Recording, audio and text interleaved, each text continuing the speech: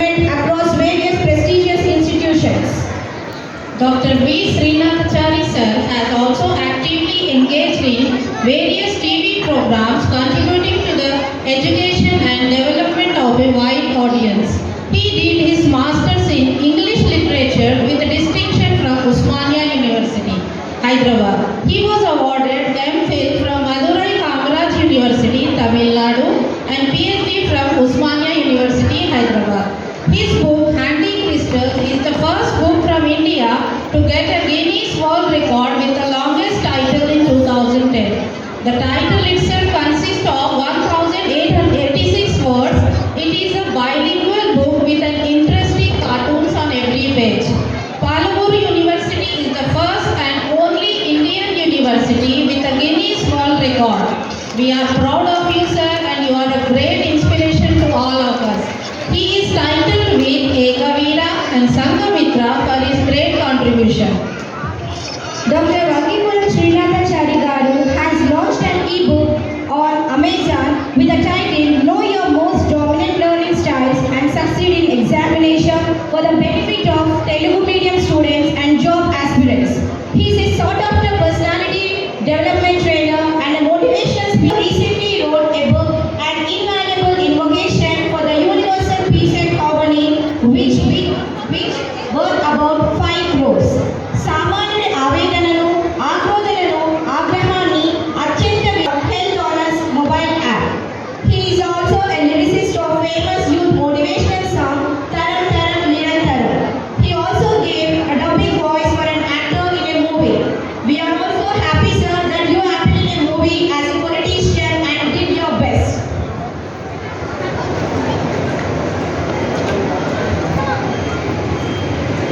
And now we really get this kind of Galaxy high school పాఠశాల యాజమాన్యంలో ప్రముఖ leaders మా మిత్రులు ఆకులు శ్రీమాన్ భానుప్రకాష్ గారు, గొప్ప కవి రమేష్ గారు, అదేవిధంగా వేదికను అలంకరించిన దక్ష స్కూల్ లీడర్ ఆంజనేయులు గారు, మేడం గారు, ఇక్కడికి విచ్చేసిన తాతయ్యలు, అమ్మమ్మలు, నానమ్మలు, ఎస్టీల్ స్టాఫ్ మెంబర్స్, విద్యార్థులు అందరికీ పేరు పేరున నమస్సులు. మీడియా, ఫస్ట్ ఆఫ్ ఆల్ నన్ను ఆహ్వానించినందుకు చాలా చాలా సంతోషం. మరి దాదాపు మన పిల్లలందరి కార్యక్రమాలు వేదిక మీద ఉన్నాయని నాకు తెలుసు. నాకు అవి చూడాలని ఉంది. నేను సుదీర్ఘమైన ఉపన్యాసం ఇవ్వను, కానీ 4 మంచి విషయాలు మనం ఈరోజు తప్పకుండా చర్చించాలి. ఇక్కడికి తాతయ్యలు వచ్చారు, నాన్నమ్మలు వచ్చారు, తల్లిదండ్రులు వచ్చారు, శ్రేయోభిలాషులు, ఫ్రెండ్స్ అందరూ వచ్చారు. మన లక్ష్యం ఏంటంటే, ఇప్పుడు ఇందాక అల్లూరి సీతారామరాజు చూసాం, దుర్గమ్మాతను చూసాం, అక్కడ ఉన్నారు ఇంకా చాలా హీరోలు ఉన్నారు, పుడుగులు కాదు పిడుగులు అండి. మనం వాళ్ళ వల్ల ఇక్కడ ఉన్నాం. ఈరోజు మన సెంట్రల్ డిస్కషన్ ఏంటంటే వాళ్ళు. ఒక్కసారి మనం అసలు ఏంటి ఈ చదువులు ఎందుకు, ఈ చదువుల వల్ల వీళ్ళకి రేపు పొద్దున ఏంటి జరిగేదంటే, పెద్దగా అవుతారు, మంచి ఉద్యోగాలు తెచ్చుకుంటారు, పెద్ద పెద్ద ఉద్యోగాలు, విదేశాలకు వెళ్ళాలి, హాయిగా ఉండాలి, జీవితం అంతా బాగుండాలి. కానీ అసలు విద్య ఎందుకు మనం నేర్చుకుంటున్నాం అంటే, ముందు ఈ చిన్న వాళ్ళందరూ సేఫ్గా ఉండాలి, సురక్ష అంటే రక్షణతో. మనం ఇంట్లో మనం పనిచేసుకున్నప్పుడు బాగున్నాడా బాగాలేడా, మనం పాప బాగుందా లేదా. ఫస్ట్ విద్య యొక్క అసలైన పరమార్థం సేఫ్టీ. సేఫ్టీ లేదు చదువులు. మనం అంటాం కదా, మా పిల్లోడు బాగుంటే సార్, ముందు మార్కుల తర్వాత బాగుండాలి ఫస్ట్. సో విద్య యొక్క మొదటి లక్ష్యం సేఫ్టీ. అంటే వాడికి తెలియాలి, నన్ను నేను సంరక్షించుకోవాలి. 2, తన కాళ్ళ మీద తను నిలబడగలిగే చదువు మనం నేర్పించాలి.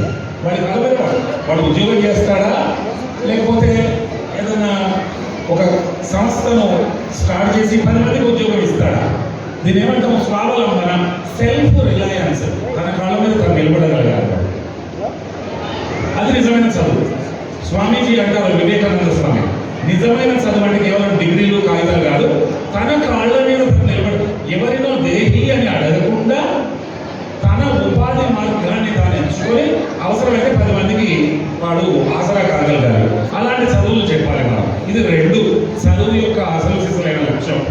ఒకటోది సెల్ఫ్ కేర్, సేఫ్టీ. రెండు సెల్ఫ్ రిలయన్స్, స్వావలంబన, తన కాళ్ళ మీద నిలబడాలి. బాగుందండి, మంచి ఉద్యోగం వచ్చింది లేదా ఆదాయం వచ్చింది, తను సేఫ్ ఉన్నాడు. నెక్స్ట్ ఏంటి? కమ్యూనిటీ సర్వీస్, సమాజానికి తిరిగి ఉందా? తాను ఈరోజు ఇంత గొప్పవాడు అయ్యాడు అన్నప్పుడు తన నుంచి సమాజానికి ఎంతో కొంత ఇవ్వాలి కదా. కాబట్టి కమ్యూనిటీ సర్వీస్ విద్య యొక్క అసలు సిసలైన లక్ష్యం. చాలు, ఈ మూడు చాలు. మనం స్కూళ్ళలో గమనిస్తే తనంతట తాను మంచిగా రక్షణతో ఉండాలి. రెండవది తన కాళ్ళ మీద తను నిలబడాలి. మూడు సమాజానికి తిరిగి ఇవ్వాలి. బహుశా నాకు తెలిసి ప్రతి ఒక్కరూ ఏకీభవిస్తారు నేను చెప్పిన అంశాలతో. అలాంటి చదువు మనకు భానుప్రకాష్ గారు, రమేష్ గారు, లేకపోతే అక్కడ ఉన్న ఆంజనేయులు గారు, వీళ్ళందరూ మనకు అందివ్వాలని కోరుకుంటారు. అయితే వాళ్ళు మాత్రమే చేస్తే సరిపోతుంది అనేది ఇక్కడ ప్రశ్న. వాళ్ళు మాత్రమే చేస్తే, ఎందుకంటే ఈరోజు కార్పొరేట్ విద్యా సంస్థలని అన్నింటినీ రన్ చేస్తుంది వాళ్ళు కాదు, మనం తల్లిదండ్రులు. మనం రన్ చేస్తున్నాం. మనం ఏం చేస్తాం? రిక్షా దొక్కినా సరే తండ్రి నీట్లో సీట్ వస్తుందా, ఇంజనీరింగ్లో సీట్ వస్తుందా, ఎంత వడ్డీకి తెచ్చినా సరే సార్ నా పిల్లవాడు సెటిల్ అయితే అయిపోయాయి, కట్టేసాం పైసలు. అప్పుడు యాజమాన్యం ఏం చేస్తుంది? మనం డబ్బులు తీసుకున్నాం, రేపు పొద్దున ఫలితాలు చూపించాలి కాబట్టి వాడికి గన్ను పెట్టి 3 షిఫ్ట్లలో టీచర్లను పెడతాడు. పెట్టి చదువు చదువు చదువు చదువు. అక్కడ చదువుకి వస్తుంది. ఇక్కడ మనం కార్పొరేట్ సంస్థలని పోషిస్తుంది. అలాంటి చదువుని బలవంతంగా పిల్లల మీద రుద్దుతున్నది కార్పొరేట్ యాజమాన్యాలు కాదు, ప్రభుత్వాలు కాదు, టీచర్లు కాదు, పేరెంట్స్ అయినా మనం ఇది ఆలోచించాలి. ఈ మధ్యకాలంలో ఒక పత్రిక, ప్రపంచంలోనే పేరున్న పత్రిక ఏం రాసిందంటే, ఈ భూమి మీద ఉండే 100 మంది పేరెంట్స్లో 96 మంది పేరెంట్స్కి పేరెంట్స్ లక్షణాలు లేవు. నేను కూడా పేరెంట్నే. నాకు ఇంజనీరింగ్ చదివిన కొడుకు, 8 సంవత్సరాల పాప, నా బిడ్డ 2వ తరగతి చదువుతున్న పాప ఉంది. నాకు చాలా బిజీ. నేను డబ్బులు కట్టేసా, చదువు రావాలి. ఎందుకు వస్తుందండి? మీరు రాష్ట్రపతి అయినా మీ కొడుకు చదువు మీరు చూసుకోవాలి, లాభం లేదు. కాబట్టి ఇక్కడ మనకు కొంత బాధ్యత ఉంది. నేను చాలా పాఠశాలలకు వెళ్ళినప్పుడు ఈ మధ్యలో పేరెంట్స్ని ఎక్కువ అడ్రస్ చేస్తున్నాను. ఎందుకంటే కరోనా తర్వాత మొత్తం మన జీవన విధానం మారిపోయింది. కోట్ల మంది పిల్లలు ప్రపంచవ్యాప్తంగా చదువుకు దూరం అయిపోయారు.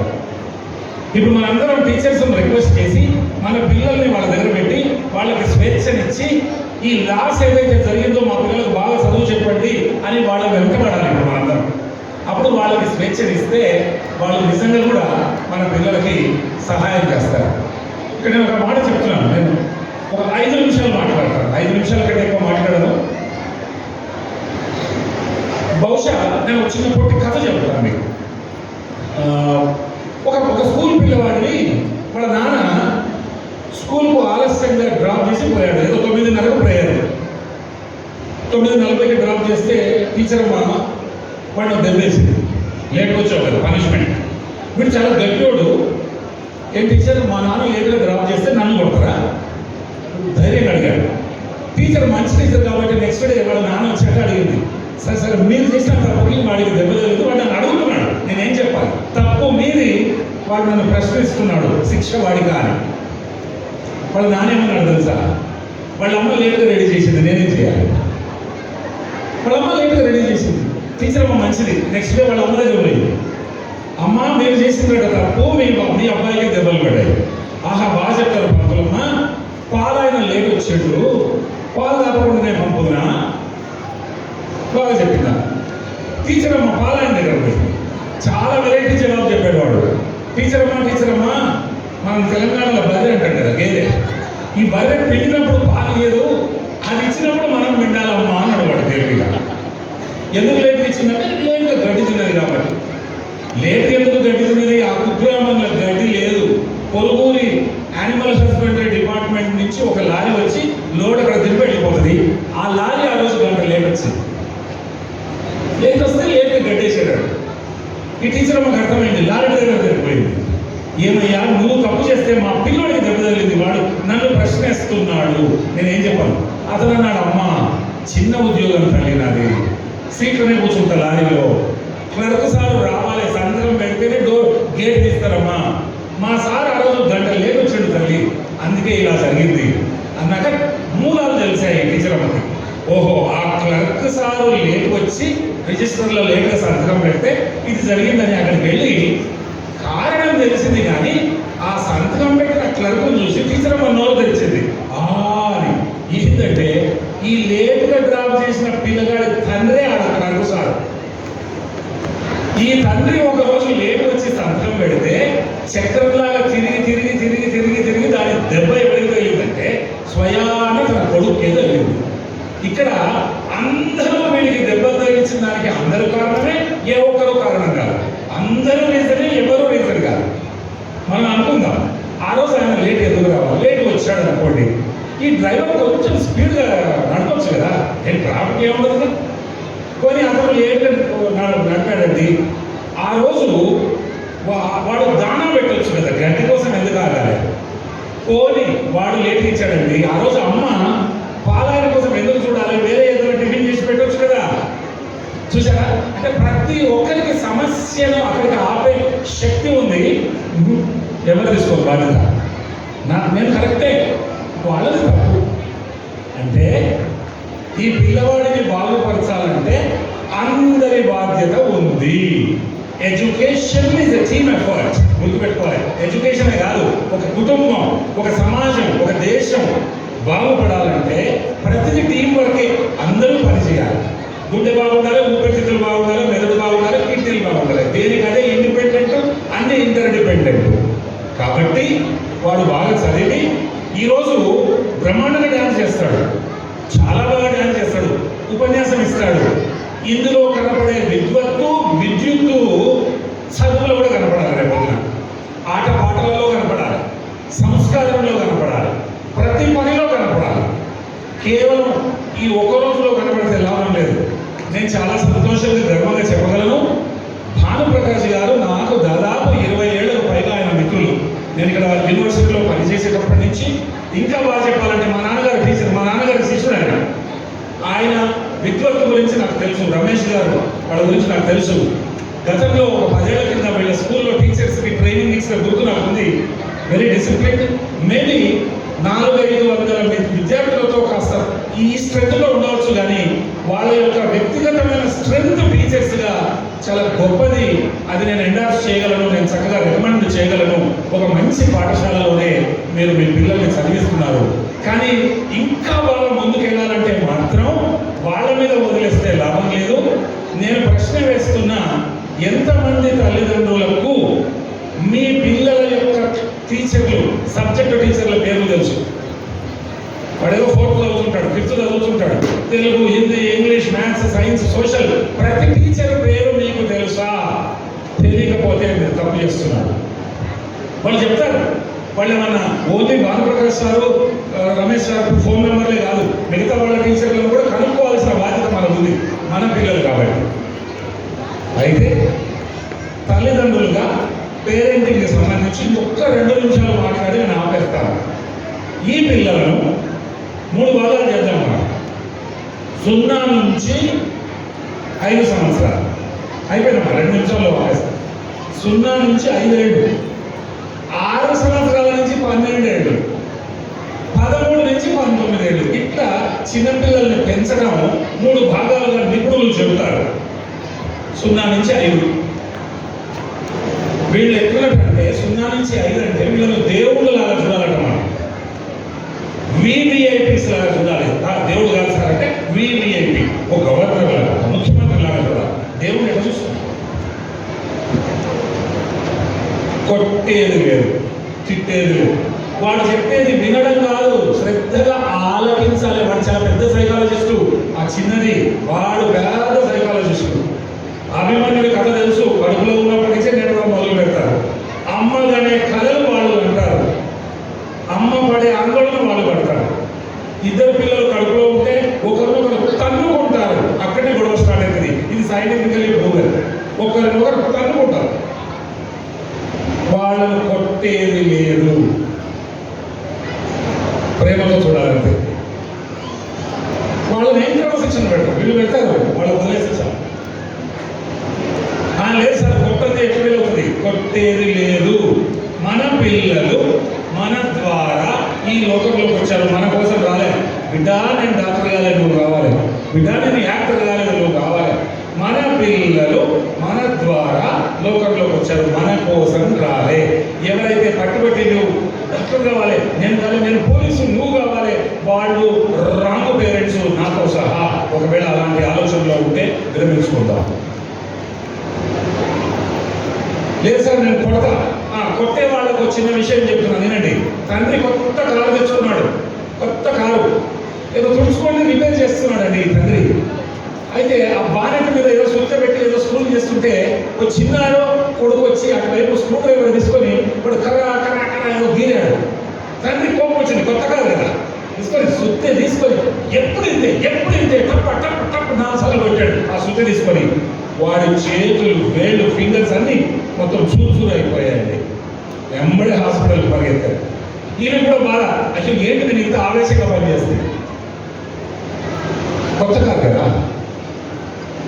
హాస్పిటల్ తీసుకుపోయినాక డాక్టర్ చూసి సారీ అండి, చిన్న చేతులు, ఇంకా బోన్స్ కూడా సరిగ్గా డెవలప్ కాలేదు, 4-5 ఏళ్ల పిల్లను ఒక పిల్లవాడు, ఒకడో ఈ ఫింగర్స్ ఇక్కడ కట్ చేయాలి, వేరే మార్గం లేదు.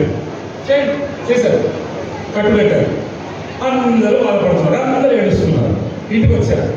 తండ్రి తట్టుకోలేక ఆ పాపను ఎత్తుకొని ఏడుస్తున్నాడు తండ్రి కూడా. అప్పుడు ఆ పాప తండ్రితో అంటుంది, డాడీ ఫింగర్స్ పైకి ఎప్పుడు మోస్తాయి మళ్ళీ నాకు నార్మల్గా,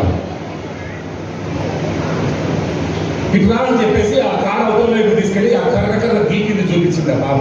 ఏమో తెలుసా, డాడీ ఐ లవ్ యూ అని గీకింది ఆ పిల్ల. వారం రోజుల తర్వాత ఆ తండ్రి ఆత్మహత్య చేసుకొని చచ్చిపోయాడు. ఇది నిజంగా జరిగిన సంఘటన.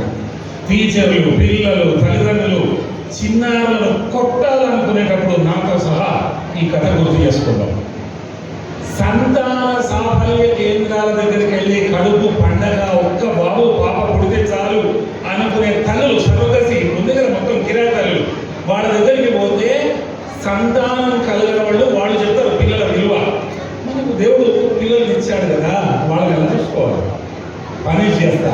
నాకు కోపం ఎక్కువ, ఆయనకు కోపం ఎక్కువ. కోపం డేంజర్ అనే పదం చూడండి, స్పెల్లింగ్ DANGER. డి తీసేయండి, డి తీసేస్తే యాంగర్ మిగిలింది. Anger is 1 letter less than danger. మీరు యాంగ్రీ అవుతుందంటే డేంజర్ దగ్గర పోతున్నారు, గుర్తు చేసుకోండి. కొట్టేది లేదు, చివరి నిమిషం నేను మాట్లాడేది, కొట్టేది లేదు. మన ఇంటికి ఒక చీఫ్ గెస్ట్ వచ్చాడు, లేదు భగవంతుడే వచ్చాడు. కాఫీ తాగుతూ గ్లాస్ పడేశాడు. ఏమంటాం? పర్వాలేదు. అదే మన పిల్లోడు గ్లాస్ కింద పడేస్తే అప్పుడు వాడు తలపలకూడదు. ఇదే న్యాయం. వాడు కూడా క్రియేట్, వాడికి తెలియదు. వాడు అప్పుడు ఆ కొట్టేది ఉంటే గట్టి కొట్టండి, ఆ పిల్లల కోసం support. Education is a team effort. ఏ ఒక్కరిని అనడానికి లేదు. పైసలు కట్టినాం, వాళ్ళ బాధ్యత. ఒకసారి మీటింగ్ పెడితే నాయన వస్తాడు, ఇంకోసారి పేరెంట్స్ మీటింగ్ పెడితే అమ్మ వస్తుంది, ఇంకోసారి తాత వస్తాడు. పిల్లవాడి మొత్తం ఈ బాగోగులు ఎవరి బాధ్యత తీసుకున్నట్టు? నేను ఈరోజు మీకు సలహా ఇస్తున్న పేరెంట్స్కి, ప్రతిసారి మీటింగ్ కనుక వీళ్ళు పెడితే ఎవరన్నా రండి, ఒకరు బాధ్యత తీసుకోండి. అంటే ప్రతి మీటింగ్లో అమ్మ వస్తే అమ్మ ఉండాలి, నాన్న వస్తే నాన్న, లేకపోతే ఏమవుతుంది? ఎలా ఉంది మన పిల్లవాడి డెవలప్మెంట్ అంటే, లాస్ట్ మీటింగ్లో నీదే ఉంటుంది కదా, ఈ మీటింగ్లో ఇంకొకరు, పాత మీటింగ్లో తాత, అంతే. జాక 10 మంది ముందర పాము చదవాలి కదా.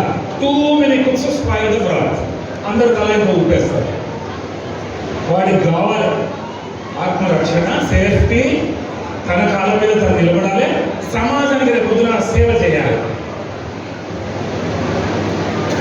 వాడికి చాక్లెట్ మీద కాదు 20-30 ఇవ్వండి, ఇచ్చారని నీకు మళ్ళీ ఇస్తాను, పంచమని చెప్పండి. షేరింగ్ వాడికి నేర్పియండి, షేరింగ్.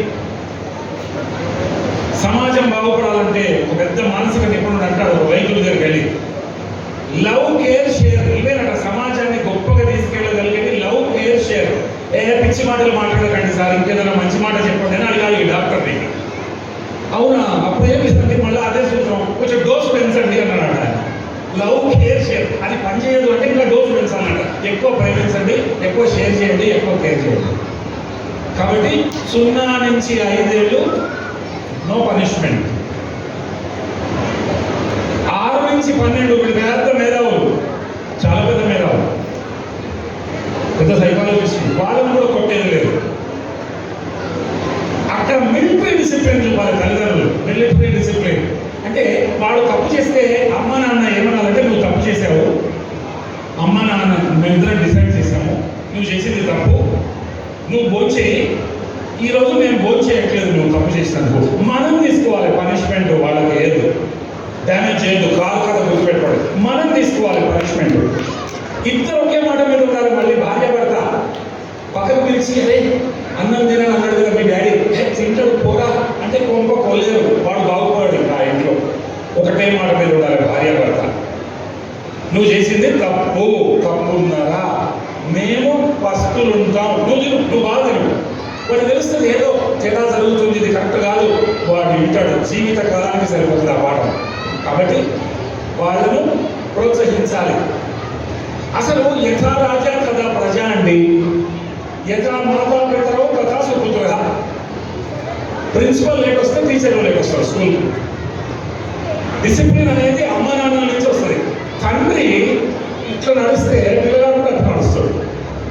తండ్రి సిగరెట్ తాగితే ఇలా తాగాలని నేర్చుకుంటాడు. మన పిల్లలు మనం చెప్పింది చెయ్యరు, మనం చేసింది చేస్తారు. మనం చెప్పింది చెయ్యరు, మనం చేసింది చేస్తారు. 6 గంటలకు తండ్రి లేచి పుస్తకం పట్టుకోరా అని పడుకొని లేవి చదువుకో అని చెప్పి దుప్పటి కప్పుకొని పడుకుంటాడు. మా నాన్న అంత గొప్పటి కావాలంటే నేను కూడా దుప్పటి కప్పుకొని పడుకోవాలని వాడు కూడా.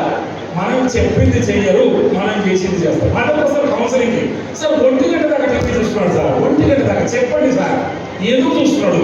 నువ్వు చూస్తున్నావు కాబట్టి వాడు చూస్తున్నాడు. నువ్వు మంచి ఫస్ట్ వాడికి చదవట్లేదు సార్. అమ్మ నాన్న సాయంత్రం టైం పెట్టుకొని ఒక 15-20 రోజులు మీరు కూడా మీకు నచ్చిన పుస్తకాలు పట్టుకోండి. వాడు ఎక్కడ రీడింగ్ హ్యాబిట్ రాదో చూడండి, చదవండి. మీకు నచ్చిన బుక్స్ మీరు చదవండి. వాడికి తెలియాలి, ఓహో రీడింగ్ ఇంత గొప్పదా, రీడింగ్ ఇంత గొప్పదా, వాడు అక్కడ నేర్చుకుంటాడు. ఈరోజు నేను ఒక జోక్ చూసా మొబైల్ ఫోన్కి సంబంధించి. ఒకప్పుడు మనం నిద్రపోతే మన శరీరానికి విశ్రాంతి కలిగేదట, ఇప్పుడు మనం నిద్రపోతే దీనికి విశ్రాంతి కలుగుతుందట. ఎంత వ్యంగ్యం, ఎంత వ్యంగ్యం.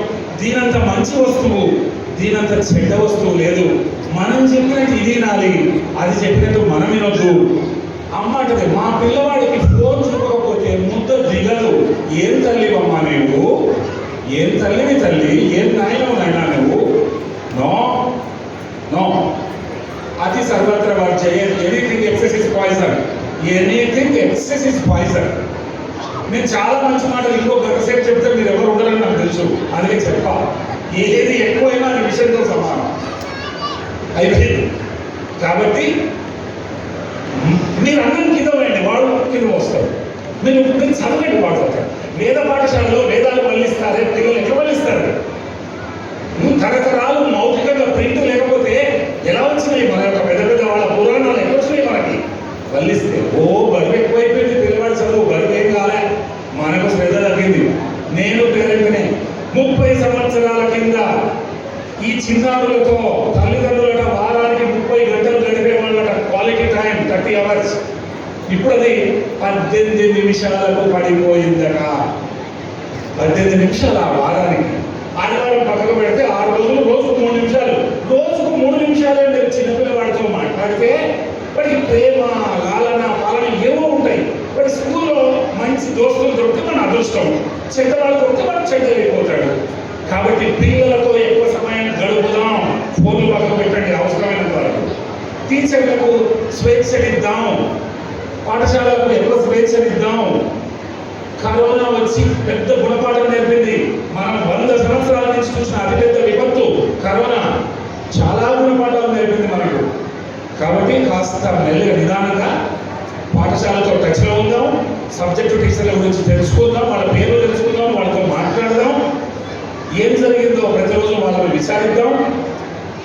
కొన్ని సందర్భాలు ఉంటాయి, పొద్దున నిద్ర లేపేటప్పుడు కఠినంగా లేపకండి, కొట్టకండి, తిట్టకండి, సుకుమారంగా లేపండి. అదే సినిమాలో హీరో హీరోయిన్ హీరోయిన్ పక్షులు వచ్చి చెవుల అలా కిచకిచలాడితే ఎన్నో కథలు ఉన్నాయి కదా, మనం చూస్తాం కదా. సిండ్రెల్లా, బార్బీ ఇవన్నీ చూస్తాం. చాలా సుకుమారంగా లేపాలి. ఎవరైనా సరే నిద్రలో లేపాలంటే సుకుమారంగా నిద్ర లేపాలి. పడుకునేటప్పుడు తిట్టి పడుకోబెట్టకూడదు. రేపు టీచర్కి చెప్తా, నీ కథ చేస్తా, నేను వస్తా. వాటికి రాత్రంతా కలలు పడతాయి. మంచిగా పడుకోబెట్టండి. అన్నం పెట్టేటప్పుడు తిట్టకండి. బయటికి వెళ్ళేటప్పుడు ధైర్యంగా మంచి మాటలతో పంపండి. ఓ మీ కథ పో, సాయంత్రం కల్లా బాగా పో. వాడు ఏం నేర్చుకుంటాడండి బయటకు వచ్చి? ఏం నేర్చుకుంటాడు? భయపెడతారా? నీ కథ మీ టీచర్తో అంటే టీచర్ అంటే భయం. ఎట్లా ఇంటికంటే స్కూల్ సూపర్, అక్కడికి వెళ్తే ఎన్నో నేర్చుకోవచ్చు అని దేవాలయం అలా చెప్పాలి. కానీ వాడు ఎవడో రోడ్డు ఊడుస్తున్నాడట.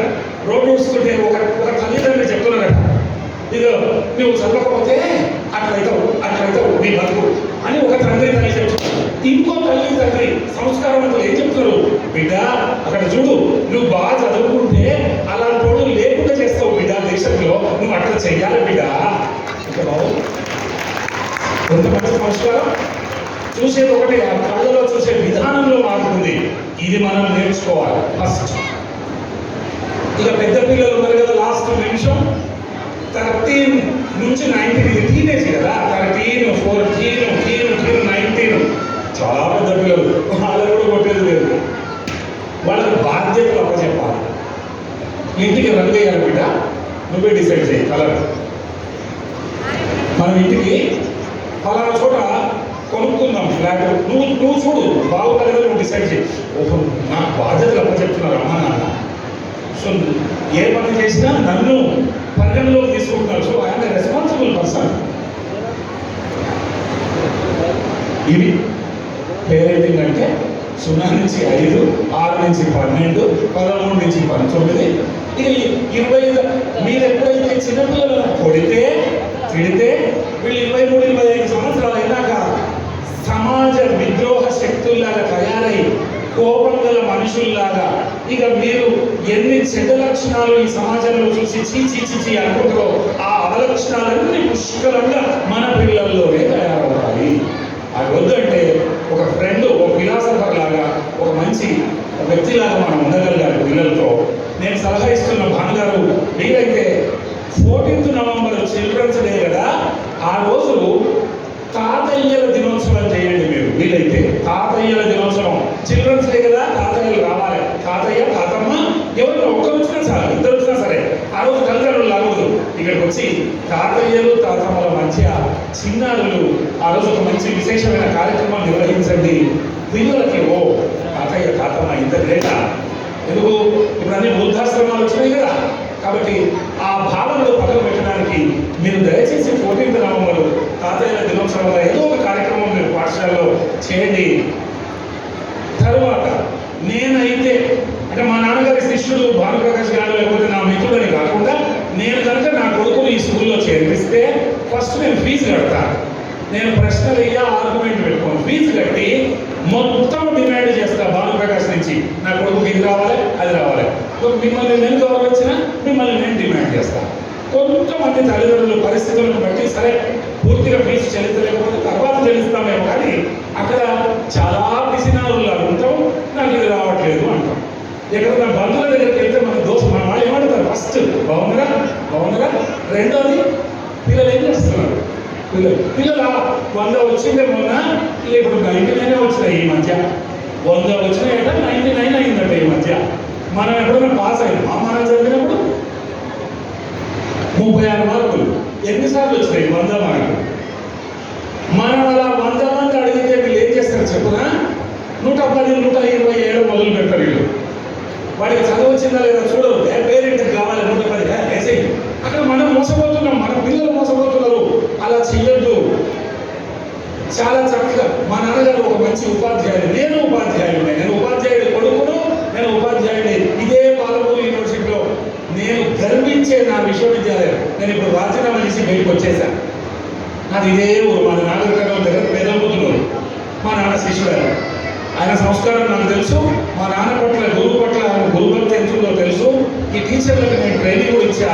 నేను నిజంగా రికమెండ్ చేస్తున్నాను. ఒక మంచి పాఠశాలలో మన పిల్లలు ఉన్నారు. వీలు పడితే ఇంకోసారి ఈ పిల్లలు లేకుండా మనం ఒక పేరెంట్స్ మీటింగ్ పెట్టుకుందాం. మంచి విషయాలు అక్కడ మాట్లాడుకుందాం. అన్నీ వీళ్ళ ముందర చెప్పకూడదు. ఆ రోజు విశేషంగా మాట్లాడుకొని మనం టీం అవుదాం. మీరు, నేను, టీచర్లు, యాజమాన్యం మనమంతా ఒక టీం అవుదాం. ఆ పిల్లల్ని దేశం గర్వించే లెవెల్లా వాళ్ళకి సహాయపడదాం. దేశంలో సంపద సృష్టిద్దాం. మీరందరూ ఎంతో వినయంగా నా మాటలు ఆలకించినందుకు మీ అందరికీ నేను పాదాలకి నమస్కారాలు చెల్లిస్తూ, మిత్రులు భానుప్రకాష్ గారు, రమేష్ గారు నన్ను ఆహ్వానించినందుకు వాళ్ళకి ధన్యవాదాలు తెలియజేస్తూ మరొకసారి మీకు నమస్కారం తెలియజేస్తూ థ్యాంక్స్ ఫర్ ది ఆపర్చునిటీ. నమస్కారం. I also request K. Viraj along with his parents.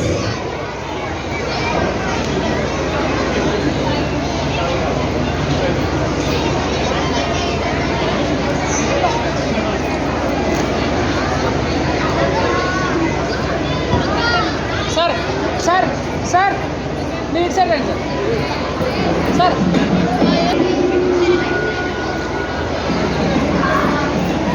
Along with his parents to come on to the dais to receive the cash prize of 10,000.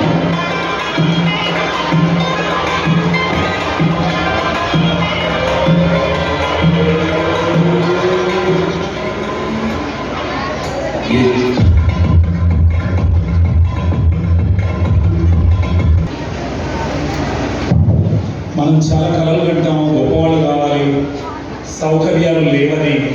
ఈ మధ్యలో ఒక మన శ్రీహరికోట మహానుభావులు చెప్పారు, సైంటిస్టులు, ఉన్న చోట ఉన్న బలంగా ఉన్న వనరులు గరిష్టంగా వాడుకొని ప్రపంచ స్థాయి విజయాలు సాధించవచ్చు. ఉన్న చోట ఉన్న బలంగా ఉన్న వనరులు గరిష్టంగా వాడుకొని ప్రపంచ స్థాయి విజయం సాధించవచ్చు. చంద్రయానికి వెళ్ళాం. అలా ఆయమ్మలాల వారు పనిచేస్తూ కొడుకుని ఈరోజు గొప్పవాడిగా ఆమె తీర్చిదిద్దుకున్న తీరు చూస్తే ఆ భార్యాభర్తలు ఎంత కష్టపడింటారో. మనకు కూడా ఉన్నాయి చాలా సౌకర్యాలు. సో అమ్మ, మీరు చాలా గొప్పవాళ్ళు తల్లి. మీరిద్దరు దంపతులను మనస్ఫూర్తిగా అభినందిస్తున్నా. మీలో ఉండే గొప్పతనం, అమ్మతనం, ఆ కమ్మతనానికి నేను పాదాలు వందనాలు చేస్తున్నాను. Great, very great.